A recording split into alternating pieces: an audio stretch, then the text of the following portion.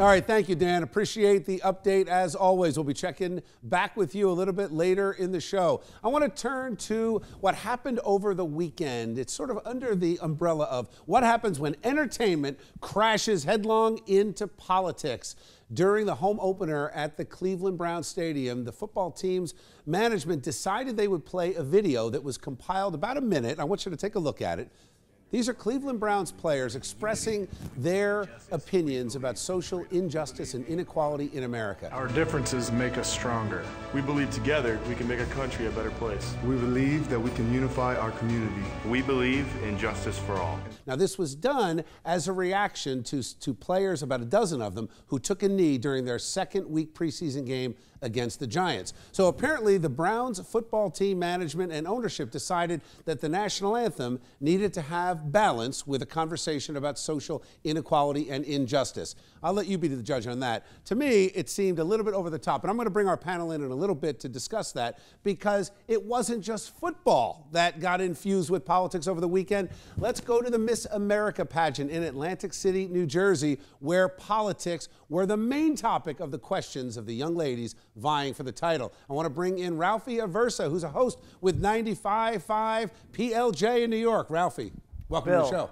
Thanks for having me. It's great to be in studio. I was there in Atlantic City at Boardwalk Hall last night. All right, tell me what happened and what was your reaction? All right, so for the first time in Miss America history, there were 2 rounds of questions on the main stage. The first round of questioning were for the top 7 finalists, and they were all very fluffy questions. You know, would you accept an invitation onto The Bachelor, Bachelorette, so on and so forth. But then the second round of questions for the top 5, every single question was political, and they kicked it off with a question about Trump and Russia and collusion. So it wasn't just, what are your views on this? It was, here's what are in the headlines right now. Where do you stand? Was there a reaction in the crowd at all?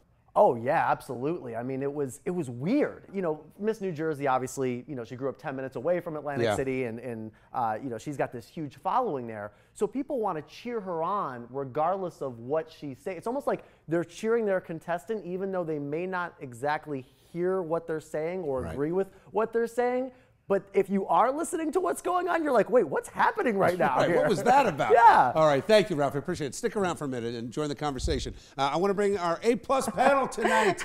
Joyce Waterman, you are a city council member in Jersey City. Good to have you on the show. Thanks for being here. And Wayne Smith, great to have you back, former mayor in Irvington and head of Wayne Smith Associates. Wayne, let me start with you.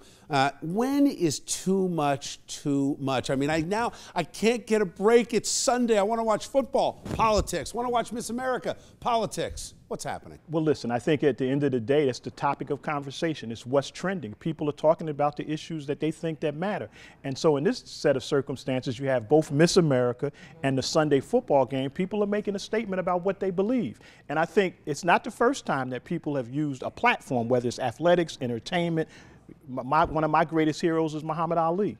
Fantastic boxer, but he also took political positions, and people disagreed with him. Also sold tickets, though, at the same time as well. Joyce, what do you think about that? I mean, I saw this display with the Cleveland Browns, and I thought these overpaid, coddled athletes are needing to have their voice heard, and I was shocked at it. Like, instead of saying, hey, guys, stand up for the national anthem, express your politics later, instead they embraced it. Now we got a video. What do you think? You know, I think it was good, because now I think everybody should express themselves, especially when it comes to politics, because really everything is political now. We're just living in that type of environment where everybody's expressing how they feel. Ain't this what America's about? We have the right. Joyce, you've got a great flag brooch on today, right? 9/11, and you know, it's appropriate and patriotic. Would you take a knee during the anthem? Me personally, I don't. You know, I won't say I won't. You know, it always depends on the circumstances and the topic at hand. Because, you know what, I think we all should have a right to express how we feel, and it depends on the topic. Wayne, what do you think? Generally, I would stand for the flag and do the pledge. But if I was trying to make a statement like Kaepernick, I would take a position. But generally, I do pledge allegiance to the flag of the United States of America. If I was standing next to Michael Bennett, I would stand, but I would make sure to put my hand on his shoulder to let him know that I was standing with him and the injustice that he faces. I want to ask you just one last point. Do you think it is appropriate not the knee, but the guys that just sit back and don't stand up. They've got nothing to protest. They're just ignoring it, disrespectful. I'm talking about Peters, the running back, number 22 for the Kansas City Chiefs, who's just sat down and man spread during the national anthem last week. Well, I think it's like a disrespect personally, because, you know, I think we all should express. And to sit back and do nothing, that's just like when I'm on a planning board. Some things I vote for, I sit back and do nothing. It's like, do I have a voice or not?